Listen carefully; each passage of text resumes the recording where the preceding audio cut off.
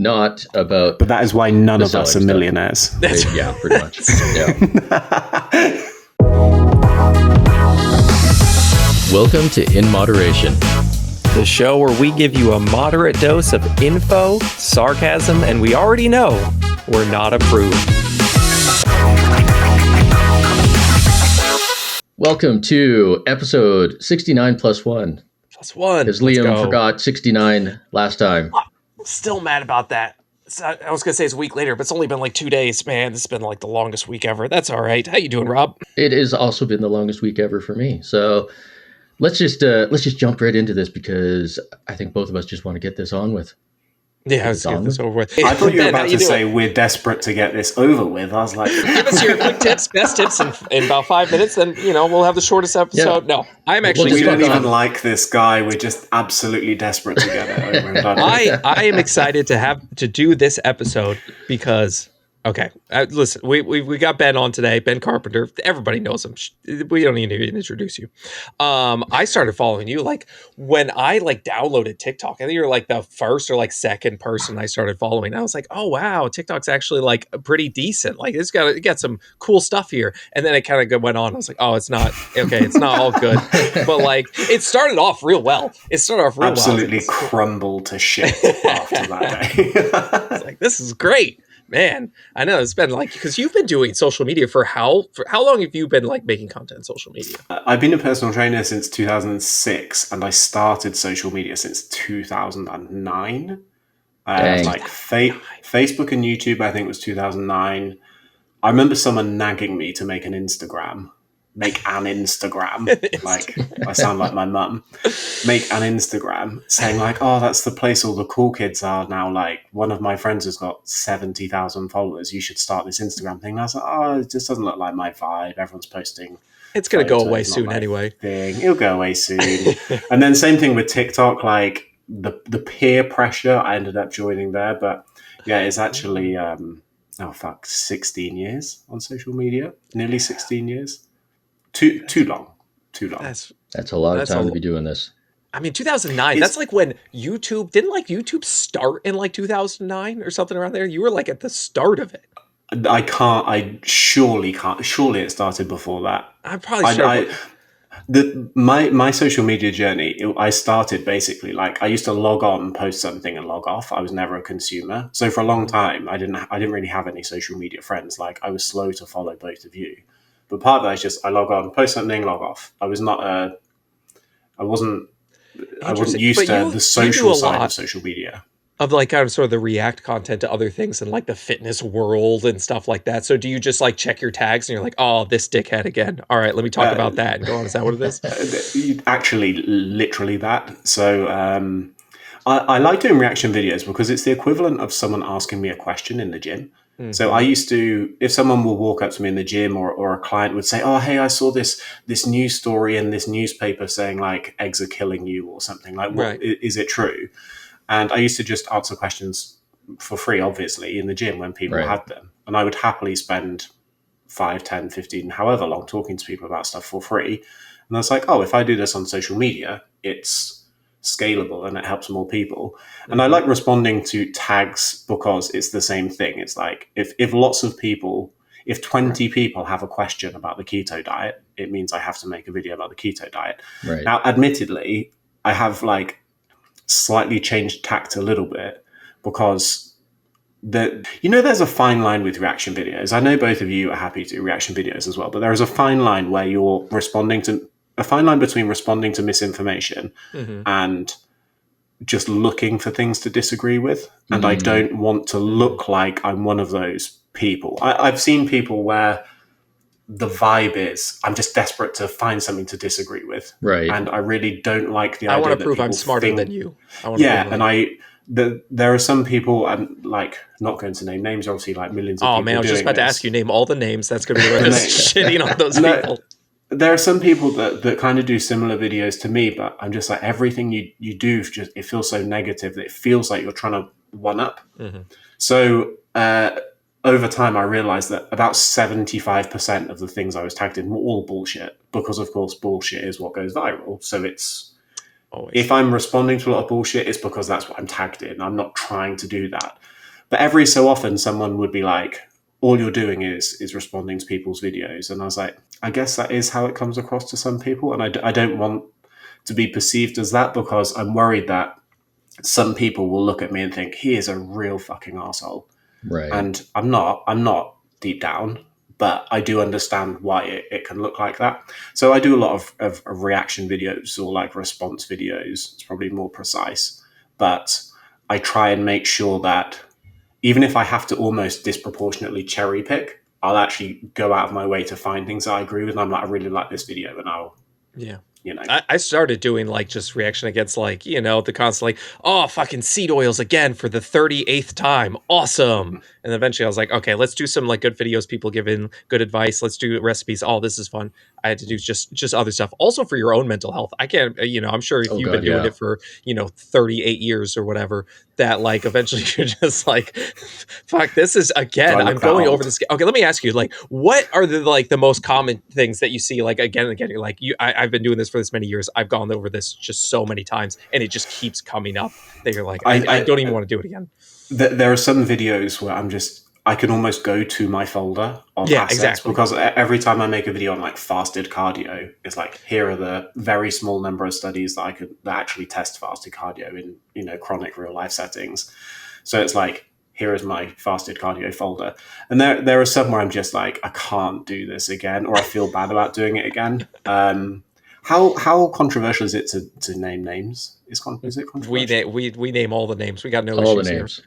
I had to stop responding to tags on like Eddie Abu's videos. Oh, I can understand that.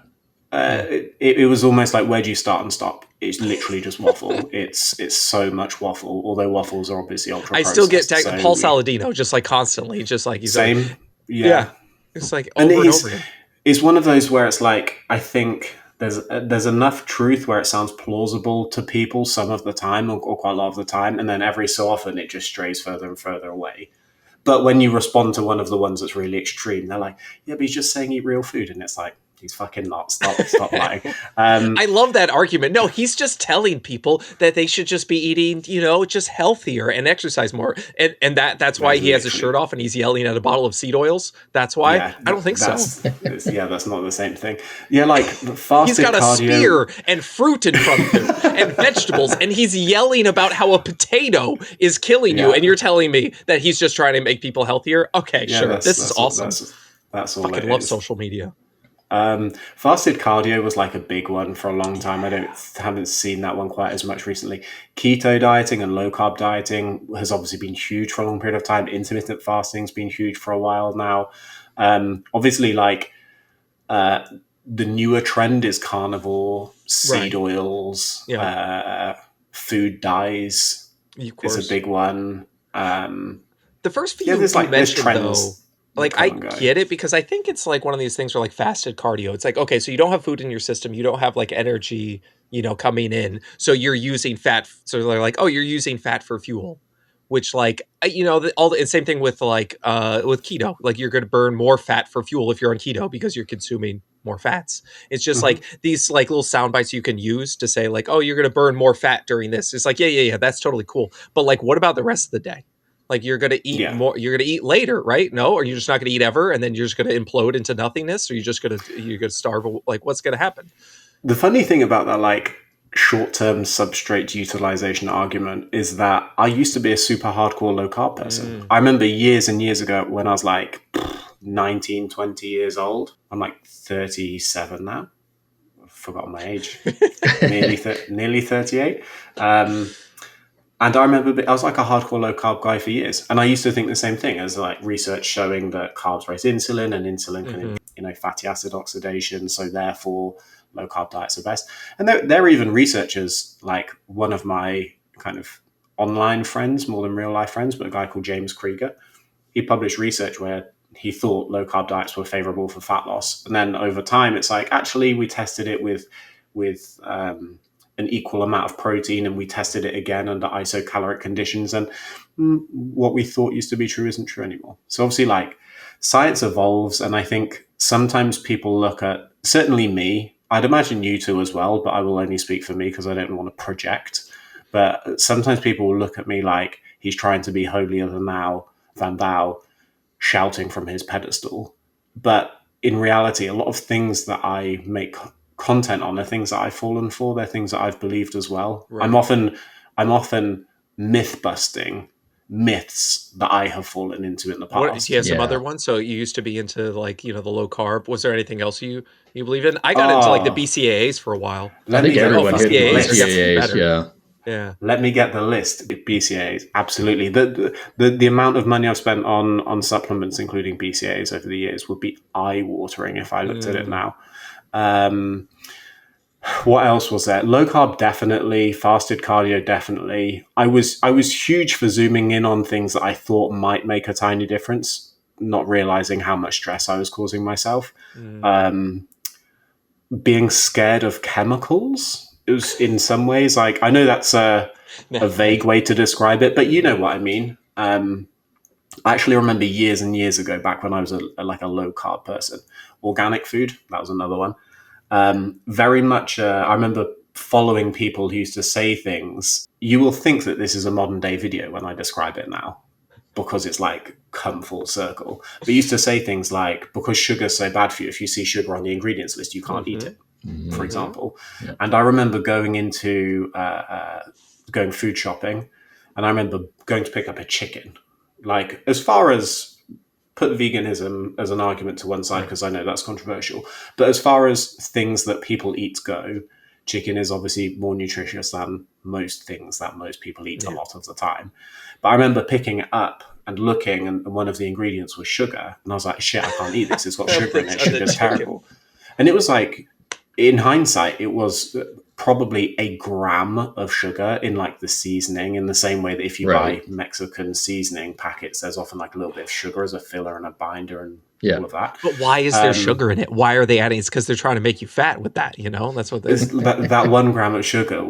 I was like, oh no, that's really bad for you. And sugar causes diabetes, and sugar causes obesity, and sugar causes inflammation, and sugar causes all of these things. And I wouldn't eat it. And I remember it kind of spiraled down to the point that my mental health was in the 7th layer of hell. And I wouldn't socialize with friends where I was going out to restaurants. I wouldn't buy food from places. I used to have to look at a menu every time I was ordering, try and look at ingredients list if I was buying food online. But then it got to the point where I didn't even like eating food at friends' houses, because if they were preparing food, I was like, how did you cook that? Like, what did you cook that in? What kind of oil did you cook that in? All of that stuff. Here's my seed oil allergy card. Yeah, and that's like I say, we've kind of come full circle. My mental health was shit. And like tangibly that I could put my finger on, like what could I pinpoint? I cannot tell you a single thing about my health that was better then than it is now. So when people are like, oh, but you eat ultra processed food sometimes, like that's so bad for your health. I literally feel healthier now than I did then, because when I do eat those things, I don't get stressed about it. I don't freak out. I don't suddenly binge eat because I feel guilty that I've eaten one cookie or 2 slices of bread or whatever else is being demonized at the time. Yeah, so I have like a real personal relationship to those fucking grocery store videos. Like, if there's anything that boils my piss, it is grocery store videos. It's always in the fucking grocery store. Like, and lately it's just like, oh, let's fucking lose the shirt too. Why not? I don't. You know what? The funny thing is on paper, I don't even mind the idea of grocery store videos. If I was in a grocery store and I was like, hey, here are some foods that I think could be more nutritious. Right, why didn't you swap this for this? Yeah. Brilliant. Like, that's the same type of thing that a dietitian might do with people. Like, oh, look at your diet and let's see what we can improve. Like, that as a concept is fantastic. But if you look at all of the grocery store videos on social media, it's the fact that so many of them are garbage that it's just become a running joke. You know what I've been getting tagged in recently that I love? I love both. They're like complaining about food of fruits and vegetables being bigger. Like I'm seeing that a lot. Oh, yeah. Like they're like these things are I like laughed so much, GMO. I I'm like, snotted it out of my nose. sorry. I'm so sorry, miss. You're complaining to me that this bell pepper is too large. Is that do you look at me? Do you really think Americans are unhealthy right now because they're eating large bell peppers? Like where on this? Let's the issue. Take a step back here. Holy shit. That is the issue. I actually think that's funny. It's like the same thing where people zoom in on one vegetable and then say this is causing kidney stones. Or the one oxalates. It's got the isocyanate, like, whatever. Blah, blah, blah. Even if you're like rates of X condition have gone up, especially when you zoom in on vegetables, it's like no one fucking eats them. No one is eating vegetables for you to look up huge observational data and be like, oh, the rate of this has been going up, and that is why. No one is touching broccoli. Broccoli is causing nothing when like 3% of people ever eat it. And so this brings to the point that I definitely want to talk about. I think I'm going to get to it because I got this. This showed up at my house yesterday, literally yesterday. Or maybe the day before. I don't know. Days run together. Again, it's been a long. It's the last week has been 18 days. But this showed up recently, and I just started I was at the gym today. For those listening, what? Liam is holding up Ben's book. Ben's book, yes. The new book. The other one. I'd like the record to show that this was not planned. Yes. I read this on the treadmill today because I will do anything to distract myself from cardio. God, I do not enjoy it in any way at all. So anything I can do. That's what a Nintendo Switch is for. Yeah, I was just before this podcast, I was playing a little bit of VR, trying to do something just to get to move. I was going to clean my house. That's my fucking cardio. I was out just cleaning my car because I was in my house and I was like, oh, my car needs clean. I haven't done half the shit in my house, but I just switched over my car. I don't know. People ask me about ADHD. I don't have. I'm not diagnosed. Up in front of the treadmill. Yeah, exactly. Anything to distract you. I see people bring out those little desks that go on the treadmill and then do work. That's awesome. I need to do literally anything because I don't like it. But anyway, what was I saying? The point was something, and it was that you're talking about in this book, and in the beginning, you were talking about how things have changed since the 70s and our food and our work environment. And it's so painfully obviously when we talk the obesity epidemic, I feel it's so painfully obvious, but I still see a lot of videos that are what are they putting in our food? What sort of chemicals are they putting in our food that make us fat? Holy shit. Okay. First off, I don't remember the exact numbers, but the amount of food we eat at home, home cooked food has gone down significantly, right? We have a lot more fast food just available. This hyper palatable, super delicious, high in calories, cheaper food everywhere. And now our jobs require us to people used to work in I don't know what did people used to do? Coal mines or something? Who knows? But they moved more. They moved more, right? I don't know what kind of jobs people did back then. Listen, I'm an influencer. I sit in front of a camera and I record myself. I don't know what's going on in the world. Back in the day, when you hit the age of 10, you were thrown in the mines. I know. Right. And then, but now, we basically move less and we have access to more of these really delicious foods. And it's just pretty obvious. 90% of Americans don't hit their vegetable requirements, close to that for fruit. I'm baffled at how we can just be oh no, it's this ingredient that's making us it's MSG. That's one I see often. What are you talking about? There's that reminded me of one of those videos that I saw recently where someone's look at this photo of people in 1970 and look at this photo now. Yeah. And then it's like you say, what is the chemical they have put in this food? It's one thing. And I'm zoom the fuck out. Oh my God. What couldn't you it's there's a forest behind them and they have a twig and they're just staring at the twig and you're there's a look around you. I'm what is there anything that you could zoom in on and go, you know what, that is actually super similar to how it was 50 years ago? Everything has changed. The amount of technology we use changed. The amount of desk jobs we use changed. I can sit on my ass and order food to my door on a smartphone because I can't be bothered to walk to fucking Walmart or Target or whatever. Because even Amazon, part of the reason Amazon is crushing it is because people don't want to leave their fucking homes. No. That's part of the reason. It's one touch order, something comes to the house. My 2 days, a day, a few hours. My wife can order soda in the morning and get it in the afternoon because where we live, some of them are literally same day delivery, and it's like one touch, soda to the door.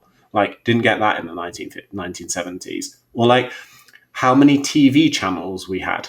When I was a kid, I know this sounds like I'm like a granddad when I say, "Oh, back in the day." When I was a kid, we had I to get up remember and turn having the TV, the channel. On the yeah, TV. I remember having one of those TVs where you had to get up and change the channel, and we had four channels. Four channels. Every time you wanted to change the channel, you have to get up and press a button and then go and sit back down. Nowadays, it's like, oh, I can't find anything on the 8 bazillion channels we get on TV, so I'm going to load Netflix. And if there's nothing on Netflix, I'll go to Amazon Prime. If there's nothing on Amazon Prime, I'll go to Hulu. And you If know there's what? If nothing you on want Hulu, a I'll go to remote, you can Disney. just pull up the app on your smartphone and still change the channels just from your Yep. smartphone to your TV right there using the Wi-Fi. That's what I was going Yeah. to say, was that I love how people say there was an obesity spike in the 1960s, and everybody seems to have forgotten that in the 1960s, suddenly television became widely available. Television, like, man, like you lived in the Europes, right, Ben? Like you lived, didn't you live in the Europes for a while? And to that region. There's like a running joke in England or in Europe that Americans don't know geography. Mhm. And I think part of that is reinforced by the fact that America is so big that Americans don't need to leave America. Like Yeah. the whole of England fits into California. So to Americans, they can go on a road trip and they will span the length of England. Oh, you don't in a understand. day. To the like Europeans, like holy, like you drive 6 hours across New York, you are still in New York. Like Yeah. I To us, it's 10 hours south coast to north. Like you can drive from the south coast of England to like the north coast of Scotland in something like 10 or 12 hours. I have lived in the Europes. you've lived in Europes, yes. The Europes, which is it's on the continent. It's on the continent. Yeah, the funny thing is where I grew up, right? I grew up in this tiny, tiny, tiny rural village. We had 200 houses and 600 people. And there was one tiny shop, the tiniest shop, like a post office. There were no restaurants. There were no pubs. There was no fast food. There were no takeaways because where we were was slightly outside of the area anyone would deliver to.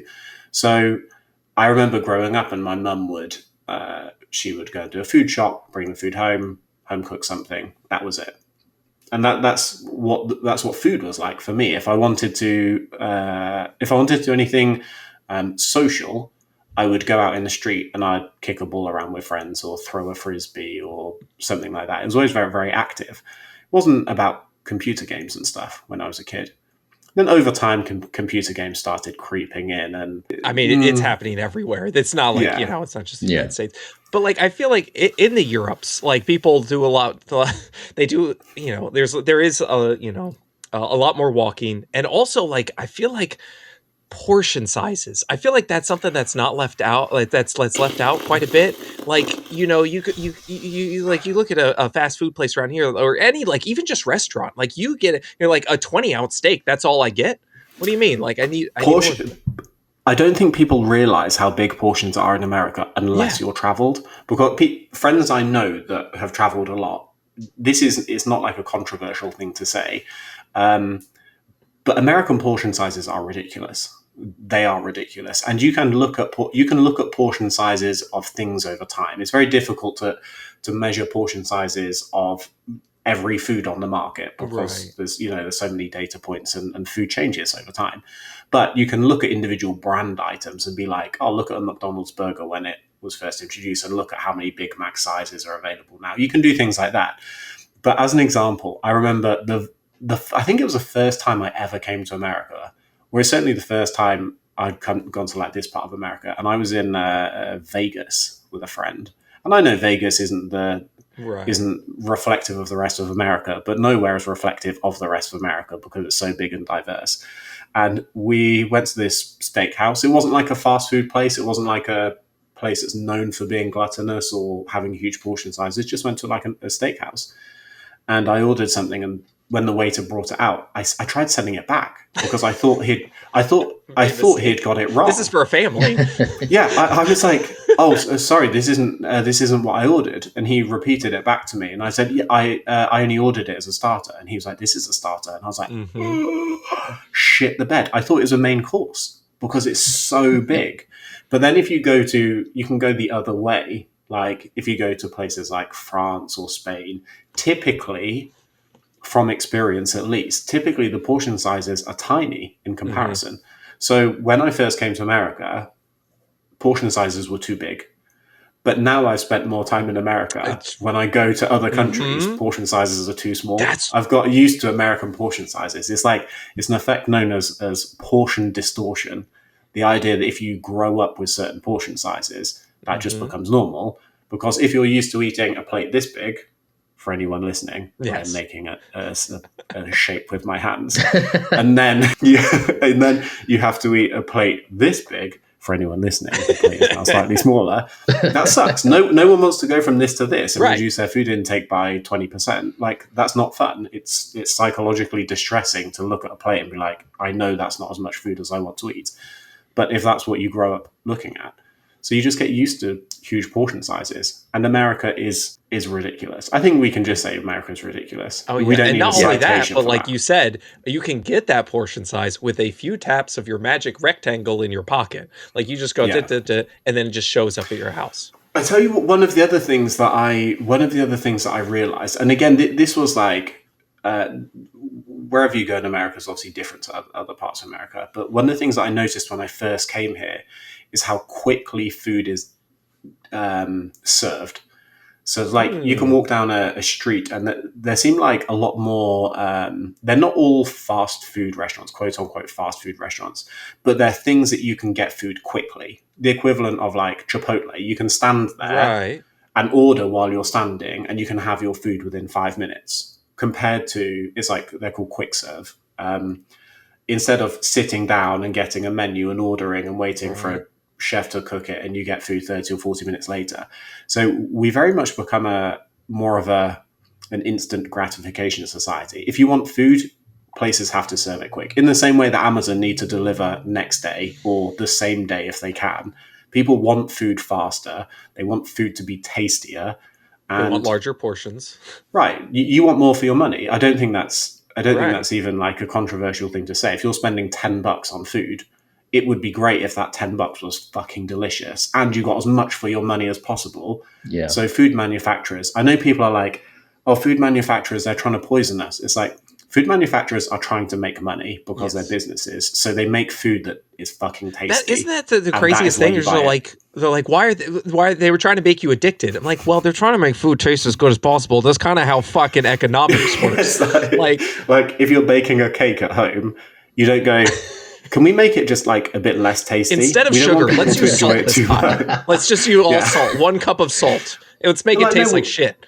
We'll make it as tasty as possible. Like if my wife makes a cake, it's like a little bit more sugar, some more sprinkles or whatever. We do the same fucking thing at home, but it's so easy to go, oh, manufacturers, they're trying to kill us or whatever. They're trying to make money. Trying to make money. Huge, just like the wellness influencers are trying to make money off their supplements that don't actually contain the active compound they say is in the said supplement. Shots fired. And the supplements I'm just going to be straight honest with like TikTok and like the future of that up in the air and like they're with it, my main source of income. I'm like, all right, let me look at some like, companies and whatnot. See how what's much available. have you been offered? I'm blown away with just the number of like, out of I don't want to put you on the 20, spot, but tell us exactly how much money you've been offered. Listen, every single one of them seems to be, a few $1,000s just to mention a product plus, like commission or whatever, on it. Mm-hmm. And it's like, but it's seriously like out of 20 emails, 18 or 19 of them are like supplements. Yeah. Like I'm just, is there any, and then the 20th is like a mattress. I'm like, fuck it. I guess I'm selling mattresses. Like, what the hell is that? What do I do here? Like it sucks. So I don't know, man. I don't really like supplements. I'm just throwing, I've said this many times, but I don't really like it out there, man. That's okay. That's not controversial. I don't think. I know someone, I'm not going to say their name, even though they've said it publicly. I'm not going to say their name because I can't remember how much of the information they blanked out, but I'm pretty sure a friend of mine got offered $10,000 a month to promote like a probiotic supplement. Yeah, probiotics. Yeah, Mm. Bloom has been shelling out like tons of money for influencers. For legal reasons, I did not specify a brand. That was Liam. We That's all on Liam. we roll we roll with it.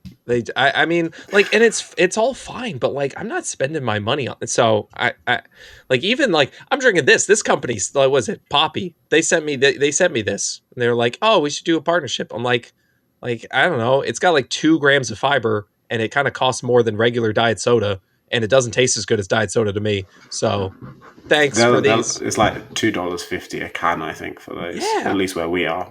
I'd rather have like just a Coke Zero, if I'm being honest. And then, I'll do a partnership with Coke. Are you shilling for big cola? Listen, that's what I was just about to say. Is like, I'll do, like, I would totally be like, yeah, fucking love Coke Zero. If you want to pay me to say that, that's totally fine. Then I am a shill for big soda. That's how I feel about that. All of that controversy a few months ago with American Beverage paying people to talk about sweeteners. Aspartame, when that you didn't even get paid. You missed. I didn't even get paid. I made videos talking about how aspartame is safe. I didn't even make shit off that. I think there's like an interesting thing there, right? So you have talked about, if I'm going to say it like you, I'd say aspartame. I'd say aspartame. Whatever. Aspartame. How do you say it? Aspartame. But Americans say aspartame. Aspartame. If you're like, I personally think the research is not convincing enough that I should have to avoid this, like everyone says, I will drink Coke Zero or other brands or whatever. But if they paid you, people would not trust what you say. Absolutely. I think it's okay for us to admit that, even if it's something that you agree with. There is when financial biases intertwine, you do have to go, people are going to view me as less trustworthy. So if they said, we will pay you to promote Coke Zero or another generic brand, would you take it, or would you be like, oh, now people aren't going to trust me? For something I already drink? Yeah, I would be like, yes. I mean, if I'm already talking about something and I like something, then yeah, sure. If you want to pay me to say on top of that, that's totally cool. But, and yeah, I know people are going to be like, well, now I don't trust you. You trusted me before, you don't trust me now? That's totally cool. Whatever. Yeah. If I can roll with it, especially I think when it's diet that's soda. fair. I think that's fair. It's just that is how social media works. Diet soda is the fucking nectar of the gods, and I will not hear otherwise. That's one of the greatest inventions humans have come up with is fucking diet soda. You're telling me this delicious can of Coke that has like 140 calories and all this sugar and all this stuff, and I'm drinking 2 a day. So then on top of that, I'm drinking like 80 grams of sugar. I can reduce that to 0. I can reduce that to 0 grams, and I still get the taste. I remember years and years ago. So whenever any of us talk about diet soda, someone is going to get really angry. Of course. And I almost always talk about it from a body weight perspective, because body weight is such a clean metric to study. It's so easy to say, after 8 weeks, the group consuming diet drinks lost 0.5 kilos, and the people consuming sugary drinks gained 1 kilo. It's like super clean. It's not controversial. It's controversial that you just used kilos. Oh, where's my freedom units? Big on the metric system here. And I remember, like, there is always someone who gets super angry about the fact, like, yeah, but it's going to make you gain weight because of this. Sugar is better for you, blah, blah, blah. I don't think they realize what people in the real world are like. Because as an example, I remember a guy coming up to me. I shit you not. This doesn't even sound like a real conversation. There's a guy coming up to me. He's a huge bodybuilder. And I'm going to do this as close to word for word as I can, because it's so many years ago that he's not going to be watching this. It's not like a personal dig. And he was like, bro, I'm going to start dieting for a show. I want to lose some body fat. I'm going to go low carb, but there are still some things I need, because I need carbs for energy. So it's like, I'm going low carb, but I need carbs for energy. And I was like, I feel like you pick a lane that's trying to ride 2 donkeys with one ass. But as we were talking, he picked up a bottle of Coke and started drinking it. And he said, oh, I drink one of these a day. But it wasn't a bottle of Coke like you would normally drink. It was 2 liters. 2 liters a day. One of the family-sized bottles a day. And when people are like, oh, you should just have sugar, you should just have the real thing instead of sweeteners, I think they're underestimating how much sugar people can drink. It's very easy to be like, sugar is more natural than sweeteners, so it's better to drink sugar. It's like, Do you know how much sugar that guy was drinking every single day for years and years of his life? I drink one of these a day, every day, without fail. And I thought he was joking, and he was not joking. If you go from 6 cans of regular soda to 6 cans of diet soda, that objectively is just going to make it easier to lose weight, maintain your body weight, all that stuff. Like, I think there's. Sorry, I might have accidentally interrupted then. I didn't know if you're at the end of your sentence or not, but that reminded me. So I think there are often some kind of conflicting research studies where people will be like, oh, diet soda didn't win in this case, or it did win in this case, or whatever. But part of that is because it heavily depends on how much someone is drinking otherwise. Like, if you tell people to drink diet soda instead of regular soda, if they're only drinking one a day, the net difference isn't huge compared to my friend who was drinking 2 liters a day. If he had gone to diet drinks or water or whatever, that would obviously be a huge change. And in free living scenarios, people will often, if they change what they drink, they will often change what they eat. So there's that kind of running joke that someone will go and order a Big Mac and fries and whatever, but they will order a diet drink. It isn't as clean to just say people who drink diet drinks should weigh less than people who don't drink diet drinks or whatever. But there's so much research out there that's like, we found an association between diet drink consumption and higher body weights, therefore. But yeah, people at higher body weights generally will pick lower calorie things like diet soda because that just makes it easier. Yeah. So listen, I'm just ending it there. Diet soda, nectar of the gods. I will never give it up. It's great. Even if like aspartame was something that was like harmful in some amount, I'm going down with the ship because it's fucking delicious and it's definitely better than drinking as much regular soda. So yes, thank you very much. But I also wanted to, that was the other thing I wanted to talk about, because I mean, so you do, a lot of like fitness stuff. I got curious, like when I was, so what I remember when I was younger, I would watch like Spider-Man, like Tobey Maguire Spider-Man, right? And like he had a scene where he was shirtless and we're like, oh man, that dude's jacked. And early Hugh Jackman, not juiced up Hugh Jackman now, allegedly, but like early Hugh Jackman in like X-Men, where he's like, oh man, he looks good. And now if like those bodies went on, social media, it'd be like, oh, do you even train? Do you lift till discomfort? Like, I'm sure that the comments would be like ruthless. So like, have you seen that? Like, I'm sure you've seen it over the years, right? Like you must have kind of seen that transition. I've been going to the gym since I was, I think, 16 or 17 when I first joined, so 20-ish years now. And it's actually one of those topics that I'm supposed to make a video about in the next few days. I've got it on my pending list. But someone commented on one of my videos like a week or two ago saying, I watched an old film and someone who I thought was jacked then, now I watch, they are not jacked. And I think this is such an interesting... It's kind of like how portion sizes change over time, and then it recalibrates your expectations. Mm-hmm. I think that media and also social media has recalibrated people's expectations of what humans are supposed to look like. Because have you seen early Batman? Or which early Batman? Like, look for like the earliest.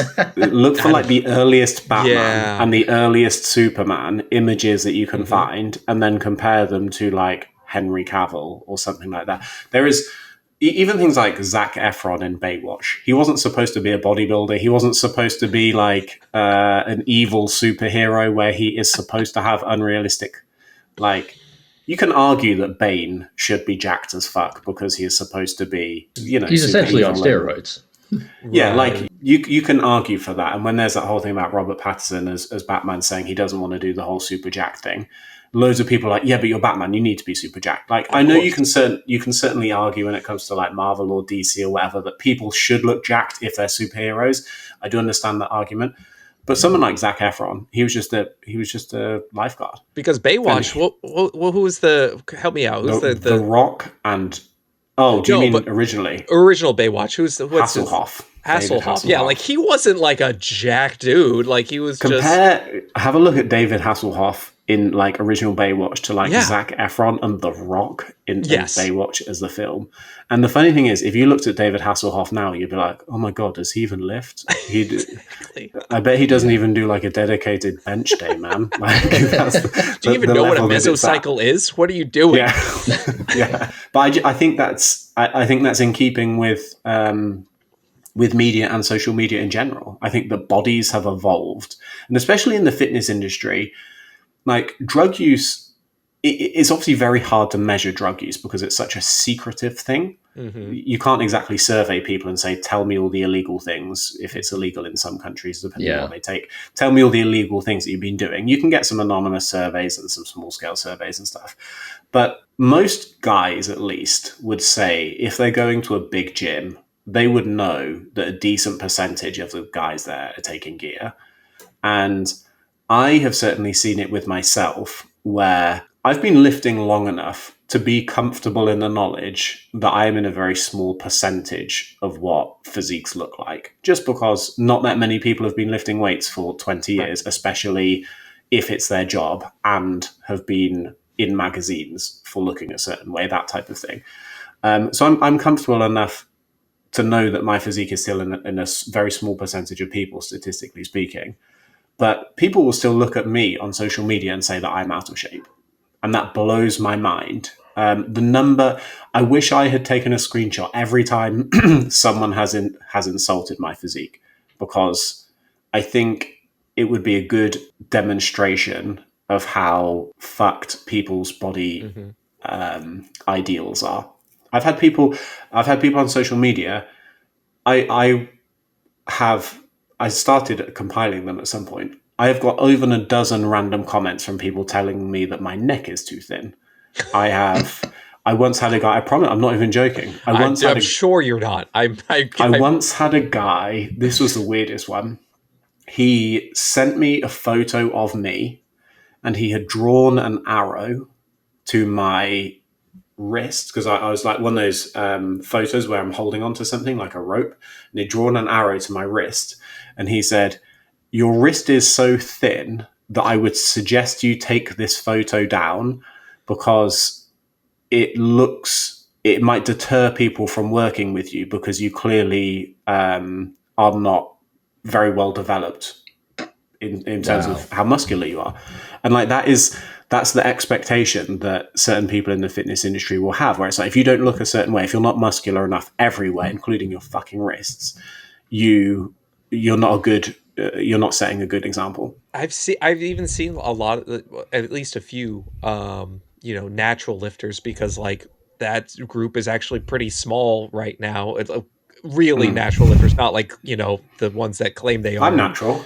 Yeah, exactly. Wink, wink. The Trend Twins are very natural, by the way. And so like, and even them are like, they're like, yeah, no, I'm actually going enhanced, because it's just like, that's what I need to do to stay like relevant in the, in the industry.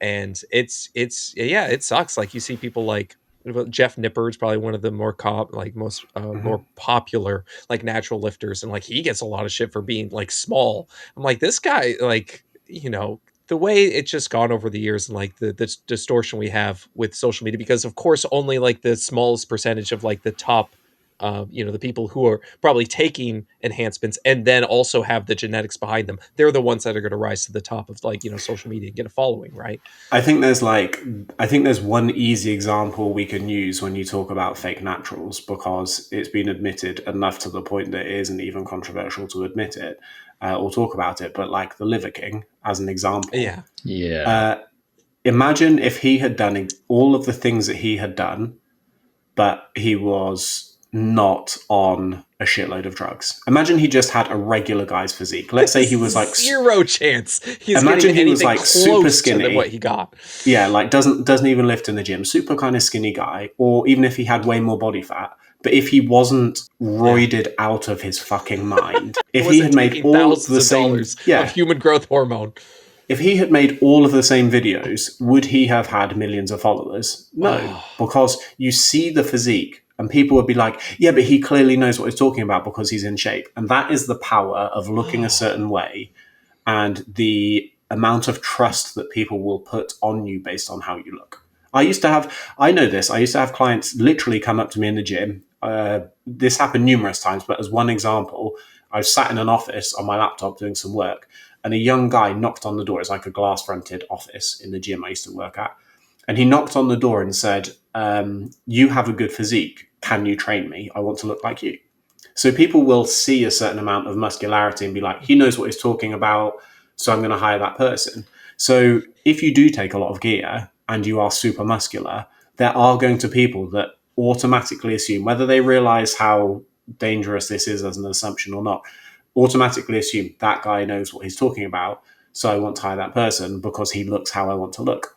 Yeah. But the easiest way to look how other people want to look is to take drugs. Oh, and how do you like? I don't see a way of like combating that. Like I don't even know how you, besides just trying to educate and trying to show how it has changed over the years. And like what I think a lot of guys do it because they think they're going to get women by being, large, like more muscular, which does not pan out the way you think it would. In my entire career, more guys have asked me if I'm gay than women have hit on me. I'm not even joking. The percentage of women that have hit on me in 20 years is like I could count them on one hand, whereas the number of guys that have hit on me is much, much higher. But like, here's an example. I think here's a parallel example in case this is an even slightly controversial idea for some people. Let's say you want to buy some skincare products. Are you going to buy them from someone who has, let's say, flaky skin, a common thing? Right. Or are you going to buy them from someone who has perfect skin? Right. And people go, well, I will buy them from the person who has perfect skin. But if the person's skin is like, okay, I need to take Botox now. I need to get Botox because then more people are going to trust that I can sell this thing. That is how looking a certain way makes it easier to sell certain things. But, genetically, some people are going to have worse skin than others. My wife is Asian, for one, and stereotypically, they tend to have clearer skin than a lot of white people. So also, one of my friends... people will have different skin. It's like one of my friends, I remember, she was like, what do you do with your skin? How is your skin so clear? What's your skincare routine? And my wife was like, I literally wash my face with water. And my friend's like, she would get spots and blemishes and dry skin and flaky skin and spends however many hundreds of dollars on skincare products. But the point is, it's easier to sell something when you look a certain way because there's just a natural thing in your brain where you're like, I trust that person because of how they look. It's very difficult to combat that. Yeah, man. It really is. Like what that's what I like struggle with. I'm like, I don't want to just like accept it and say nothing, but like I genuinely am just like at a loss for like what to do because it's so ingrained in us and it hits upon our like kind of just more like base brain, like our id. It's just right. Well, like as an example of this, how long have you been doing what you're doing? You know that you're more intelligent than the average person when it comes to fitness information, nutrition information. Like no one here would dispute that, right? But like as an example, I remember a guy in the gym. He used to come up to me and ask me for advice. He would ask me for nutrition advice. He would ask me for training advice. But he admitted that he was on so much gear that, in his own words, when he first injected it, he injected too much and he couldn't walk because he had miscalculated how much he was supposed to be injecting.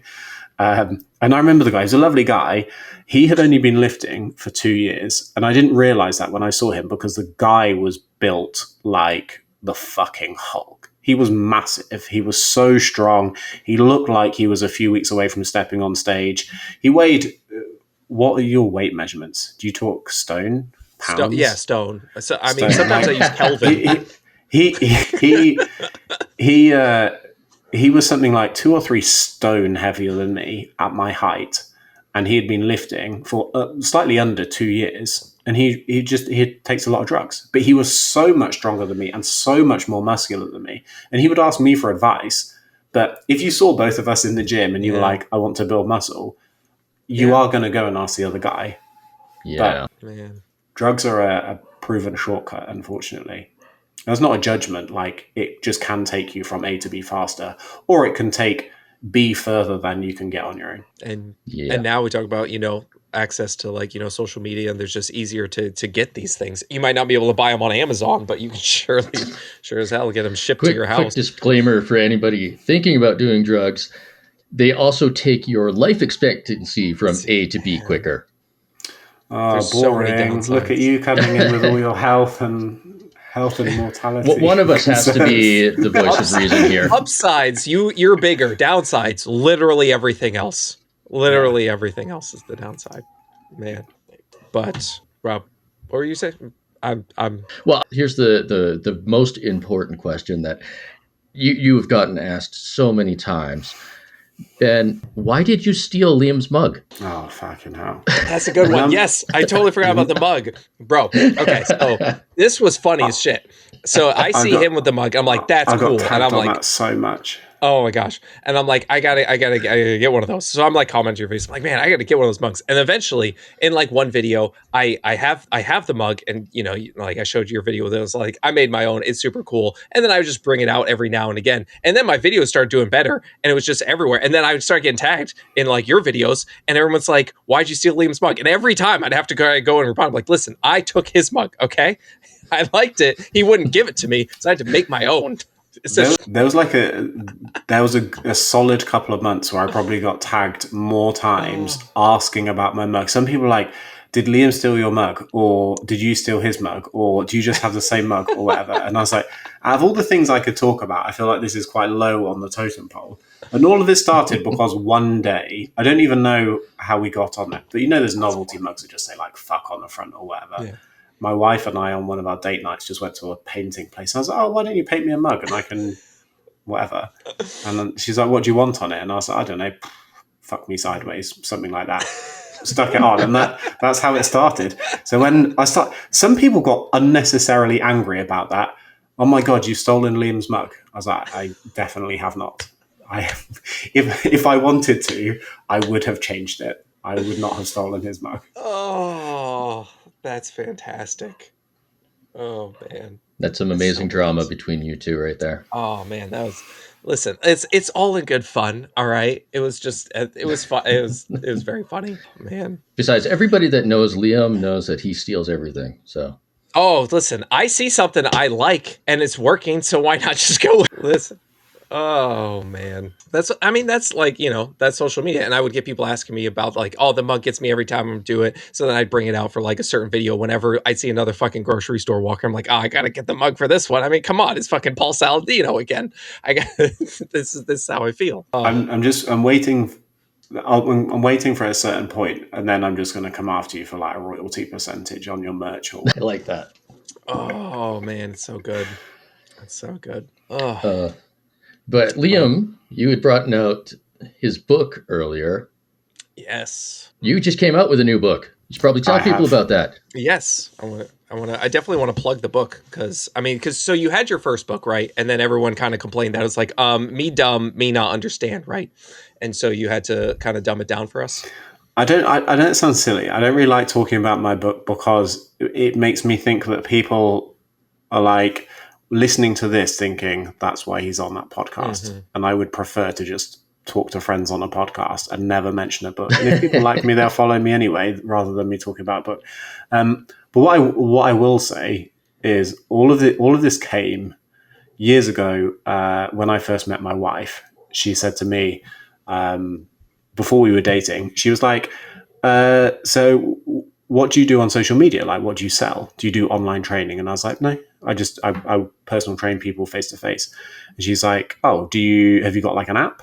And I was like, no. And she said, do you sell ebooks? And I was like, no, I don't do anything. I literally just personal train people. And she's like, you don't make any money online, nothing. And I was like, no, literally £0.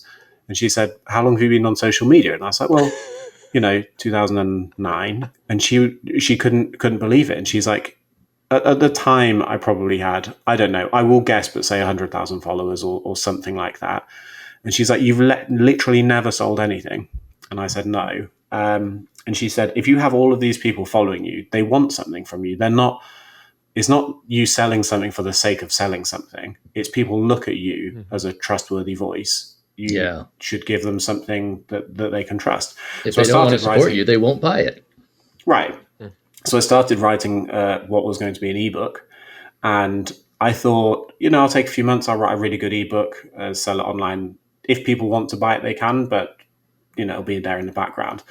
And it ended up taking 3 years because I turned it into a print book and self-publishing, and had to learn all the lessons of shit like how to buy ISBNs for your book and all of the stuff that people forget when it comes to self-publishing. And I wasn't really expecting it to do very well. I just thought I'll put it in the background, and if people want to support me, they can. And it did surprisingly well. And if I had known how well it was going to do, I would have not written it in the same way, because it started out as 140,000 words, which is like literally 2 books back to back. It's huge. And I had to hire an editor, and she's like, people's attention span doesn't have it. I was going to say that's about 99% longer than the average social media user's attention span. Yeah, so I hired an editor and had to streamline it to the point where she's like, okay, people will read it now. But it was still longer than most people's attention span. It's still more detailed than most people's attention span. So that did well, and a publisher ended up wanting to sign me for another book. So I wrote a second book to make it easier. It's kind of like, you guys will know this, capturing people's attention on social media is difficult, really difficult. Yep. And if you make let's say we pick one topic that we've mentioned today, like sweeteners. If you made the most detailed, fucking incredible video about sweeteners, it's 10 minutes long, but it is crammed full of science. There are systematic reviews on top of systematic reviews, and meta-analyses and control trials and history and all of that. You can make the best, most detailed video on sweeteners that you can, but if it's 10 minutes long, it will not get as many views as a funny video that's 30 seconds long. Yep. And that is the difficult trade-off between trying to provide useful information in a way that teaches people, and managing to make it still entertaining to read. And that's part of the reason I had to change my strategy slightly, because I want to improve people's health. I don't actually care about fat loss as much as people think I do. It's just a common topic that everyone asks me about. So over time, I've just kind of become the fat loss guy. Right. I want to improve people's health, and it's very difficult to improve someone's health if they don't want to read a book. My brother said to me, my brother is dyslexic, and he said, I couldn't read your first book.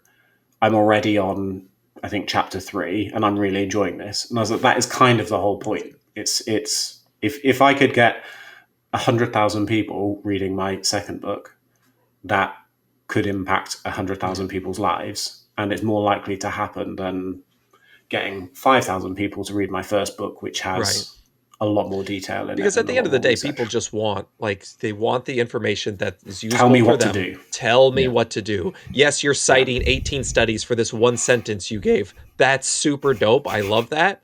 But also, I just need simple tips on what to do. And that's what I see.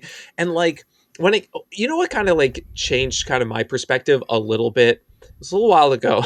There's an account on, he does Instagram too, but on TikTok, he calls his account, I Don't Give a Fuck Foods. And basically you might have seen it. I think when me and you made a video together, I think we had a conversation about this. I think you showed me one of his videos, but I'd never heard of him before. I'd never seen the video before. That just kind of changed my perspective, because basically, he just sits there. He's like, I don't give a fuck that this has, aspartame, that this has food dyes, whatever. I don't care that the Costco chicken is in plastic and that has microplastics or whatever. I used to do. And then he names all the drugs and the crazy shit he would do, just the absurd amount of drugs and the ways he would take them and the things he would do to take them. And I would just, the comments of all that were like, this guy's doing more to heal my food anxiety than anyone else. And I'm like, literally all he's saying is I used to do a bunch of drugs. This is fine. And people are resonating with this. So I'm I just kind of think so people just kind of need humor and to be told it's fine. And that's kind of what I've shifted a little bit to. Isn't it such an interesting perspective that someone can just say, I used to do this many drugs, stop freaking out about Cheetos is Yeah. somehow a refreshing message, because the fitness industry has gone so far in the other direction. Like, it's funny that has become a voice of reason, because it shouldn't be a voice of reason. Listen, like the people on the other side though are just saying wild, outlandish shit, and you understand like what's that? I don't fucking know words, but like there's that thing where like when the amount of energy it takes to spew bullshit, it takes 10 times more energy to Brandolini's like. law. Brandolini's law. There you go. That's a word. I don't know, but we need to fight fire with fire is my thing, is what I'm thinking, because we can go, actually, and then we have this study that shows what they're saying is incorrect. No one gives a shit. They're scrolling away. But you have a dude just saying like, I did a bunch of drugs. I take this. I'm fine. I eat this food. It's okay. And people are like, yes, that's what I need. I think we need to fight fire with fire. So we have to all go take a bunch of drugs so that we can make videos saying that we took drugs. I'm not saying that's true or not. I will leave it to your discretion as to. But I think the way you've described that is actually really important, because if someone can get 5 million views because they're standing in a grocery store saying this food is killing you, and someone like me might make a video with 100,000 views saying actually no, it's not. Here is the research why. Yeah. I'm not winning that battle. No, you're losing. No. We are losing. Yeah. We have to admit that we're losing, and we have to try things. And I think it's like, I think one of the ways to, it's like fear porn, where let's say I pick up a food and I'm like, here's a food in a supermarket. If I say, look, this cake is not the healthiest thing in the world. Like, ideally, 10% or less should be added sugar in your diet, because added sugar, blah, blah. It's like, oh, boring. Yeah, if I go, this food is killing you. Yeah. Like sugar, high fructose corn syrup. Right. Government, chemicals. It's much easier to grab someone's attention by saying, this is killing you, this is poisoning you, this is whatever, than saying, Big Pharma. Yeah. Don't eat a lot of this. Well, heck, that's why even Athlete X, half his videos are, this is killing your gains. Yeah. That's like is famous on YouTube for doing all sorts of exercise stuff. But like, a lot of it is, I don't know the exact word, but like, it's just over the top. It's to get like the thumbnails. I remember seeing a video ages ago, Mr. Beast, like literally the most popular social media person. Like, if someone knows how to make social media content, it's him. And one of the things that he said is, he's like, the first line has to be extreme. You have to make it extreme. Extreme is what grabs people's attention. So saying like, if you had two queues, which queue do you want to join? And it's like, one person is selling you healthy habits or like sensible nutrition advice. And then the other one is like 5 secrets for a 6-pack, or this food is killing you, or whatever. You have to, extreme is what grabs people's attention. It's the equivalent of, I think lots of people joke about newspaper headlines. Newspapers talk garbage. Most people think that the media are trustworthy now. But newspaper headlines are designed to grab people's attention. And that's the same thing that social media videos are doing. They're just doing it in a way, and people aren't quite realizing that is why so many people are going down the fear-mongering route, is because someone like Paul Saladino that goes, broccoli is bullshit. What? And if you make a video saying, actually, that's just, it's not it's not going to have the same effect.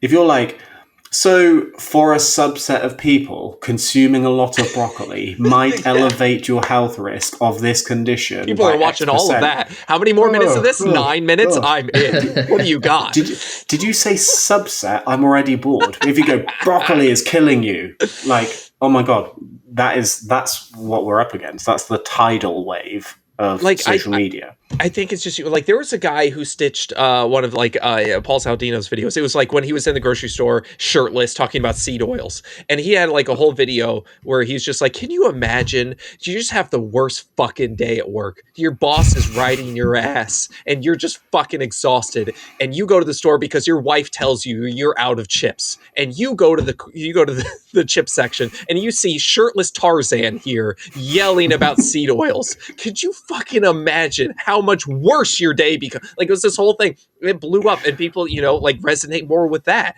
and I'm like, that is gonna do just as much, if not more, than just saying actually, because I think people know, like most people know, like this stuff is nonsense, or if they don't know, just making fun of it will get them to your side. So basically, I just rapid fire now through a bunch of the nonsense videos and just make like quick joke after quick joke, because like that's going to do just as much, if not more, than being like Yeah. actually. I haven't learned that lesson yet. I'm like slowly learning that lesson. I'm very much I try and give people science, because in my head, I'm not trying to grow my account as much as possible. I've never been somebody who's like trying to go viral. I know I have a bigger following than most people, like Right. statistically speaking, but I've also been on social media since 2009. Yeah. Like, Right. that's a very long time for most people as well. I'm not trying to get the most number of followers. I'm just trying to be that person where if someone came up to me in the gym and they're like, I saw this thing, I don't know if it's true, can you tell me if it's true?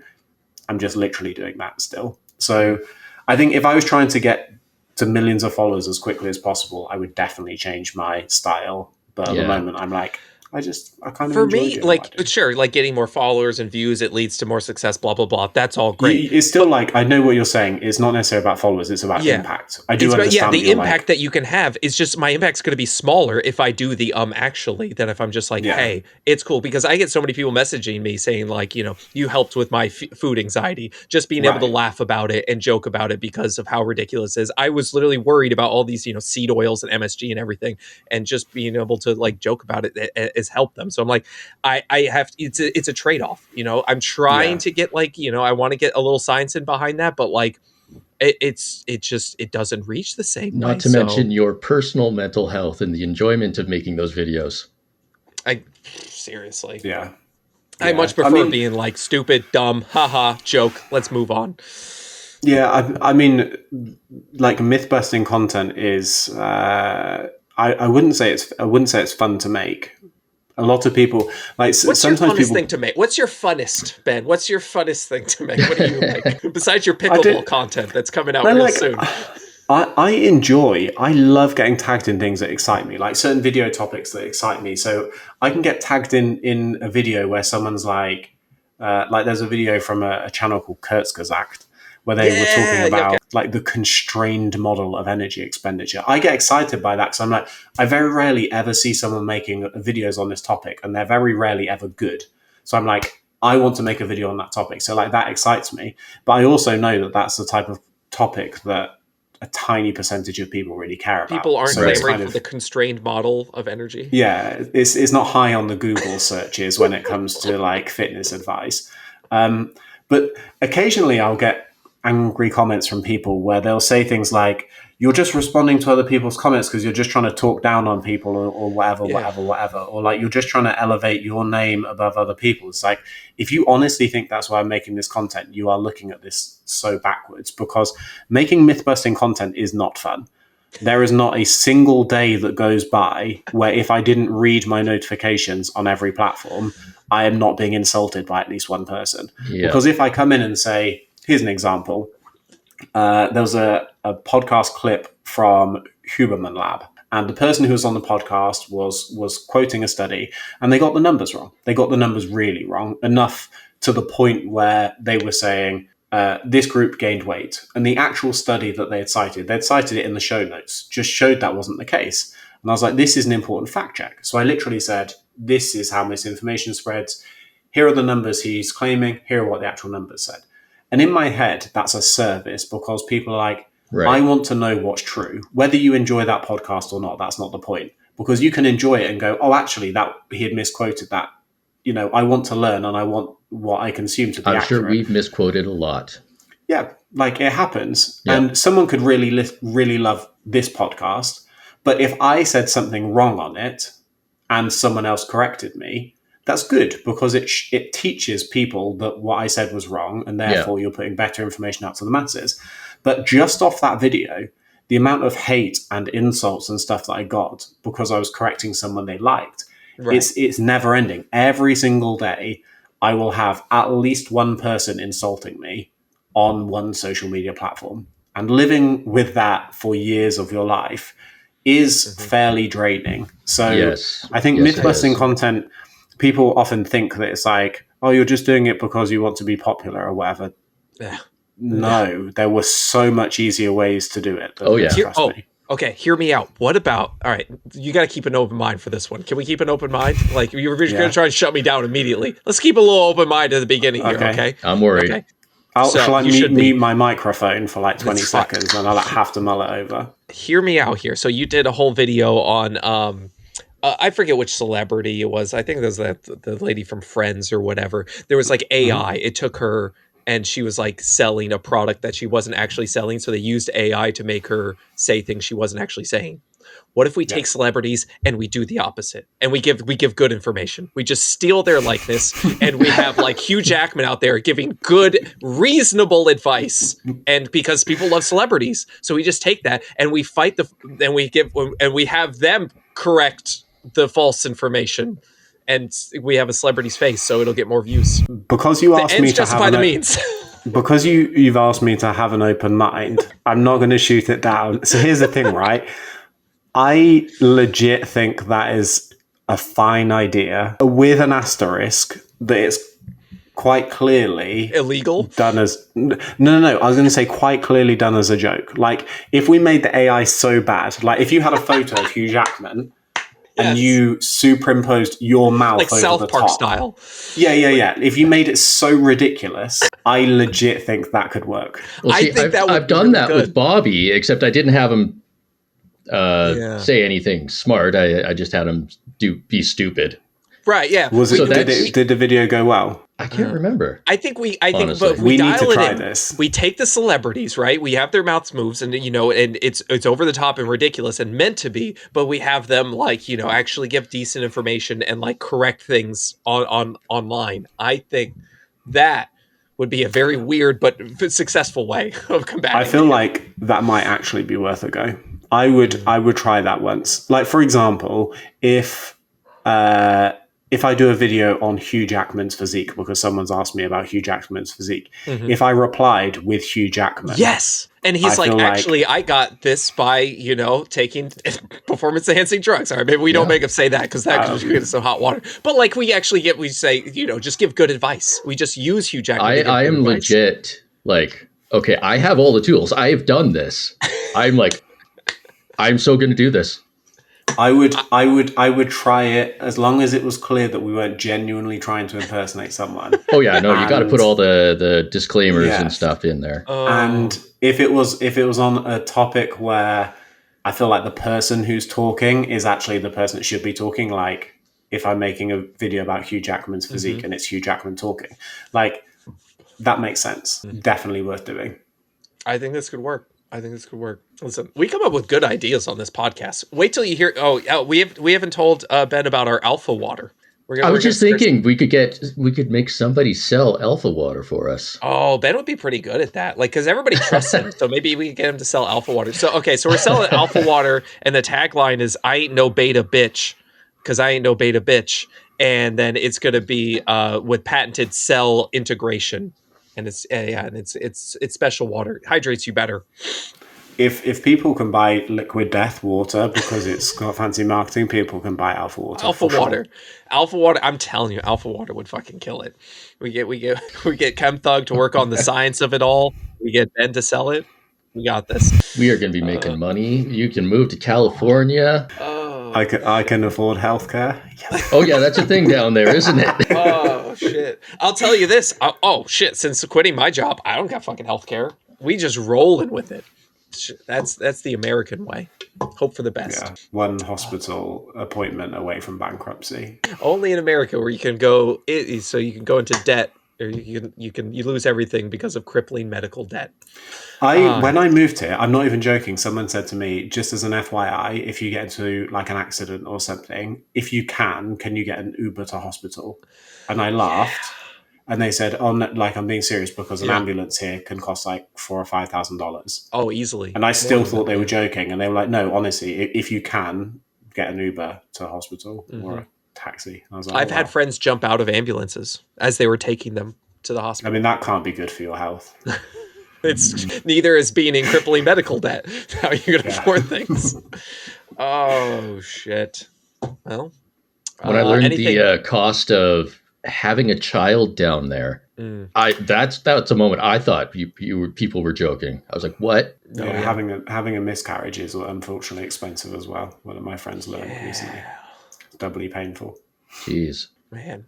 But I'm glad we're ending here on a high note. On a nice happy note. This is great. Well, you know what? I may be in the middle of nowhere and it may be snowing here, but hey, at least I can break a leg and not have to worry about paying for it. This is very true. Well, is there anything else, Ben, that you wanted to touch on? That anything? I'm not at all. I'm just here to chat. Yeah. I mean, I think we've covered most of the topics for the day. I think we covered everything, and we got to. Even though Ben doesn't want to plug his book, I will plug it for him. Okay, Fat Loss Habits. Diets don't work. Habits do. I'm like, if people listen to a podcast, they're like, it just felt like it was selling something. I was like, what a way to make the listener feel like shit. Like, it was just an advert. You know those podcasts where it's just you have adverts down your throat all the time. I'm like, I would much prefer to have a really good conversation. Yeah. And if people like me, they'll follow me. Anyway. When we started the podcast, I was listening to some of our, quote unquote competition. One of them was Courtney Swan. Courtney Swan, thank you. Yeah. Her podcast, and it's like it opens with 10-minute of ads. Middle is 10-minute of ads. I couldn't even get through the episode because there were so many ads. Might have had another 10 minutes worth at the end, and I was like, "Yeah, we are never going to do this." No, all we sell is alpha water. Yeah, I'm exactly. just not an ad person. Give people good quality service. If they want to support you, they'll support you. Yeah, but fortunately, our listeners know that we're not about. But that is why none of us are millionaires. Yeah, pretty much. Yeah. Shit. Sounds great, but we're all poor, so. Listen, but we have fun, man. Like it's you gotta have fun with it. I could easily be like the fun-loving hobo, that travels around with a stick and it's got like the little bag with everything they own. But like you're still happy, you're still jovial. I could totally be that guy. Yeah. I feel like I should dub in some. God damn, what's his name? I'm blanking on it. The guy who did Whistle Stop for Robin Hood. What? What, are you making up words now? That's way too niche. Way too niche for me. I just wanted to leave with the ending message of being a hobo ain't so bad. No. Roger Miller. Sure. Totally. Roger Miller's his hobo song. Wow, I am blanking hard today. I have no idea. You guys don't know? I think you're just making shit up and trying to make us feel like we're dumb for not knowing your made up words. I'm out. If you guys don't know who Roger Miller is, okay. I'm out. Well, listen, I don't know anything. You told me about that fucking Bram Stoker's law or whatever it was. I don't know. Brandolini's law. Come on. I'm just a clown on the internet that makes jokes and just moves things along. That's what I got. It works. Now, what's the definition for Bram Stoker's law? Bram Stoker. Don't get a stake through the heart. Garlic's bad. Wait, that's the vampire thing. Bram Stoker's no. Am I thinking of Bram Stoker is Dracula? Yeah, Dracula, right? Yeah. So there's it's a vampire thing. Okay, cool. Just making sure. I don't know. I don't know anything. We suck at making up laws. Apparently, good at breaking them. So where can everyone find you, Ben? Probably the same platforms that you're on. Leave it at that. It. If they want to find me, they can. I'm friends with you on them. Just scroll social media and hope he pops up eventually. Just consume so much bullshit content that you eventually find. Pop my name in. You'll probably find it. That's fine. Yeah, that works. This most humble guest we've had. Oh man, I'll take it. I'm happy with that. I'm just happy to be here. I don't care. I'm not even a plug person. I'm just happy to be here. Liam had to go turn his. Is it getting ugly? No, you just I just fucking turn the light on. It's dark as shit in this room. But like moving from like England to America must have been weird. I don't know. I thought you were saving money on electricity in there. Like your room looked like London during the Blitz. Man. Like, I mean, I feel like in Europe, like in the Europes, like you got like England right there. You can go visit like other countries just from like a day travel. And then you go to the United States. Yeah, but where we are, for the sake of a 2-hour drive, we can go to like the desert, or we can go skiing, or we can go to Mexico. So I feel like we still have a lot of flexibility in terms of, we still got a menu here. We still You've got got enough geographical locations. They're just all named the same still. Yeah. What I'm curious what other things you notice. Okay, so portion sizes, we eat like, we eat a lot. Got that. Anything else you notice just moving to America? Yeah, your grocery stores. So Have too many people filming in them? I have to say grocery stores, but we'd say supermarkets in England. The first time I came here, even small ones like Walgreens instead of Walmart, every time I went food shopping, it would take me ages because the number of items you have on the shelf are wild. So, like, as an example, Okay. I remember going to your frozen waffle section, and I was like, how do you have a frozen waffle section? In England, if you want frozen waffles, you go and buy the frozen waffles. Whereas in the store that I'm in, it's like, oh, do you want chocolate? Do you want blueberry? Do you want organic? Do you want gluten-free? Do you want this? Do you want that? And it's like a whole section, like your cereal Do you want it a dinosaur shape? Would you like smiley faces? Would you like... It's like your cereal aisle. I don't think people realize how many options America has. Like, you can have cereal. So, do you want marshmallows in it? Do you want it chocolate filled? Do you want a chocolate stuffed coating? with protein? Do you want it to be multicolored? Do you want it to be stuffed with protein? Like, do you want it in different shapes? Do you want, like, the number of foods you have in like your snack food aisle and aisles like that? It's incredible. Like, there are foods that I just didn't realize existed until I came here, and because they exist now, they're in my psyche, and I have to try them. Like Fruit Loops, for example. I don't even know what Fruit Loops are, but when I see them, I'm like, gotta try them. They look fancy. That's how they get you. You need to try Canadian Fruit Loops. They are better than American ones. Yeah, there's the whole food dye thing. Yeah. But that's how they permeate your psychology. Well, like, it's not even the food dye. They actually do taste better. What, the Canadian ones? The Canadian ones, yeah. I'll have to It's send not you guys hard. a box. Fruit Loops taste fucking dreadful. I tried them and they are awful. Absolutely awful. So, like, here's an easy example of this, right? Is my wife is Korean, her family are Korean. One of their biggest compliments when they try dessert is, oh, this is nice, it's not too sweet. Because American foods are so sweet compared to where they're from that most things that they try, they're like, I can't eat this, it's too much. Whereas I'm somewhere in the middle. So if I try a Korean dessert, a lot of them are so barely sweet that I didn't even realize they were desserts. I was eating a Korean dessert and I thought it was savory because the sugar content was so low. Whereas in America, it's so sweet that they're like, I just can't eat that. And I'm somewhere in the middle. For me, the first time I walked into a grocery store in the US, I saw a guy with a gun and I was like, the fuck? Yeah. Guards everywhere. Yeah. Yeah, man. It's crazy. When I was in high school, we had police and with dogs, like walking the halls at our high school, metal detectors and shit. That was a trip. Yeah, in high school, we got to leave the campus and go get drunk the Canadian way. Man. Had some schnapps with maple syrup. That sounds really sweet. Oh, that does not sound good. I don't like the sound of that at all. Yeah. Oh man. Well, everything's got to be maple syrup up here. Yeah. But I will say, Ben, I definitely I appreciate your content a lot because it does more of you do a lot more of the deep dives and go into things, I could definitely tell the amount of time to look up each of those things and all the studies and everything that goes into it. I'm just like, man, that's a lot of work, and it is kind of impressive just for thank you.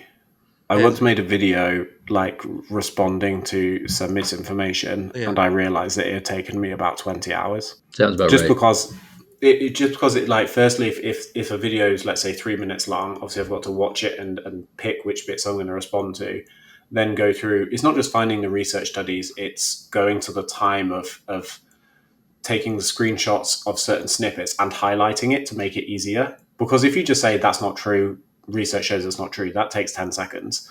But if you're research shows that's not true, and here's a research study, and here's another research study, and I'm snipping this section, and I'm highlighting this section, suddenly that 10 seconds turns into 5 minutes or whatever. And when I made a video that's say 5 minutes long with sometimes 15 different research papers in them, I realized it took me about 20 hours. Damn. And 20 hours, even if 100,000 views to most people on social media is a really good video. Like most people aren't getting 100,000 views on a video, but 20 hours to get 100,000 views, there are much faster ways to get 100,000 views. But debunking content is fun. It's exhausting. It's absolutely exhausting. It is. That's what I also just remembered found. something. There was quite a while there, a little bit after I discovered you, Ben, where I was consciously making the effort to do topics that you weren't talking about because I didn't want to look as like I was a copycat of you. So that's actually part of the reason that for a long time I didn't follow people who had made similar videos, because I didn't like seeing someone's video and then thinking, oh, I was going to do a video on that topic, because it's just, you know. But then I realized that that's also in some ways being a bit silly, because I prefer to have friends, you know, be social with people and have friends and just go, you know what, I'm not going to do that video. So sometimes if one of you guys make a video on something, I might say, actually, I'm not going to do it because I don't want to look like, you know, there are some people who, if you make a video on something, they are going to make a video afterwards. It's like you've alerted them, you've put it on their radar, and then all of a sudden other people start doing it. And I've never wanted to be one of those people. So I try not to do the same videos that other people are doing, or I just try and do them faster. But do them faster. It only takes you 20 hours when it takes the other person 21 hours. Yeah, but because of my book has now afforded me the luxury where this is my full-time thing. So because that is paying for my lifestyle, if I'm tagged in a video now, I can make the video now. I don't have to have a full-time job and then be like, I need to get to it tomorrow because I've got a busy schedule. So it's easier. I have the privilege of getting to videos faster and start making videos faster, even if they take me longer to reply to. Right. Yeah. Meanwhile, I'm stuck editing podcasts. That's not a fun job. I have a lot of respect for that and the amount of time and everything that goes into it. For me, like the way I look at it, it's just like I was saying before, it's just people just want the information of like what works, what they need to do. And it's and it is tough because everyone's different and you can't just tell them exactly every person. It's going to be different, the things they need to do, you know, depending. But like in general, like the super basic shit, like exercise, like moving your body for pretty much everyone, like that's good. And, you know, like generally eating mostly like whole nutritious foods, like that's good. So I'm like, those two things, how do I get those two things across to people as punchy and humorous and, you know, just in their face as possible? And that's kind of just like what I've been just mulling around for the past, I don't know, year or so. That was going to be like the past 6 episodes. What? 6? Past 6 episodes of the podcast, you've been kind of mulling around that.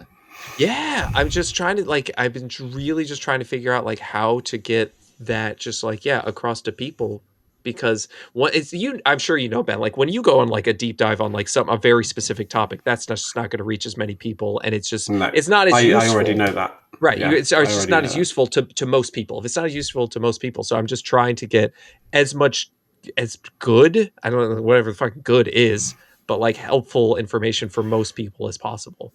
And that's... So like as an example of that, when I did a couple of nights ago, when I did an event at a bookshop, just like a meet and greet thing. My wife was doing a Q&A with me, and she said, if there's like one habit you could get everyone doing, what would it be? Just one habit. And I said, exercise. That's all I care about. I said, throw my book in the trash. If you can get people exercising, don't even read the book. I would, if that's the one thing that I could get more people doing, I would do it. And as an example of, there's like one research study. So a couple of research studies, but one research study concluded that the percentage of people that did aerobic and resistance training to the point that they hit the guidelines, you know, like, are you doing aerobic training 3 times a week or resistance training 2-3 times a week, was only 17% of adults are doing both. So it's pretty low. Most people aren't doing that much exercise. But there was another research study that estimated that if you can get American adults to exercise for 10, 20, or 30 minutes a day, it doesn't necessarily have to be vigorous, but just 10 minutes a day, you could prevent over 100,000 deaths, preventable deaths, just for the sake of 10 minutes of exercise a day. So I'm like, all the other stuff, a lot of it is just noise.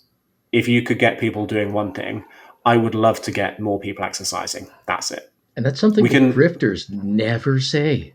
Put nutrition to one side. Let's stop arguing about food dyes. Like eating Fruit Loops occasionally is going to do fuck all for your health in terms of the long term. It's like one speed bump on a long car journey. It might seem like it makes a difference, but in the grand scheme of things, it's irrelevant. But getting more people to exercise could make a huge impact on the health of society. Let's just do that. Yeah, like I've just filmed like one video I got filmed today was I forget her name, but she does a bunch of stuff. She was saying there's like a study recently showing that this was for like helping people with like diabetes and helping with like glycemic control, but that doing 10 body weight squats for every 45 minutes help their glycemic control more than like a third than a prolonged walk. Just like spreading it out a little bit here and there. So activating your muscles throughout the day basically is just better. So I'm just talking about that. Like literally, if you have a desk job, if you can get up and move, walk, some sort of body weight squat. If I was in a meeting, someone's like, hey, I'm doing body weight squats for my health. I'm like, I'm fucking joining you. I'm in. Like that's, if people are like, that's weird. I don't give a shit. That'd be an awesome company to work for. I feel like you gotta make people like less more comfortable, less uncomfortable with the idea that like you can just like exercise randomly and it's totally fine. Be okay with being weird, right? Because like I think we're just like you get stuck with the norms, like you say, portion sizes. Oh, I get used to normal portion sizes. The norm is I sit on my desk for 8 hours and I just do my work and then I drive home and I Uber Eats my large portion to my house. And that's it. Like, so, how can you just branch outside of that? And getting people to do that is hard, but like it would be so hard for me to have a desk job at a company because I like to get up every so often and do a little something. But most and like people, you said, that's stigmatized in the workplace. Yeah. Right, getting up and walking around. I'm saying, like, if you were just like, I'm going to go just do body weight squats, people would be like, what the fuck is Tim doing? Holy shit, why is he so weird? Like, can we fire him? But like, that sort of thing, like, I don't know. Just trying to get that basic idea across to people. Just movement, anything. I'm pretty sure this is so far the second longest podcast we've had. Oh, are we still recording? I thought we were done a while ago. Should we wrap it up here? Or should I thought we wrapped it somewhere? up there. See, I thought we were just ending it there and now we were talking after he did his pluggables. I don't know, because it was still good talking, but... Yeah, you can add if you want. I would just throw that up on like the Patreon or whatever. People would talk to that. Whatever. I just kind of wanted to chit chat about stuff. Whatever. We'll have a look at it when I'm editing. Yeah. Do you need an official wrap up so you can insert it somewhere? Nah, I mean we can if you want to. We usually just end. We usually just cut it wherever it feels good. Hey, wasn't that a great time listening to the podcast? I'm assuming you were just listening to In Moderation. So if you go ahead and hit the 5-star button, is that a thing? The like button? That's a thing. No. Yep. The like button 5 on YouTube. stars. If you're on YouTube, hit the like button. Not the dislike button. That's a bad button. The bad like button. Bad Don't touch. Hit all the other buttons. The share. You can go check out all those things. Subscribe. Go check out our Patreon. Yeah. We do have a Patreon. It's free to join if you want, or you could give us some money. That'd be really cool, like $1 or $2. It doesn't matter. Whatever you have. That's where you'll find all the news for this. We're super appreciative. You can find all sorts of other stuff there. We do giveaways, I think, sometimes. Sometimes. All that good stuff. Yeah, absolutely. Yeah. So, peace.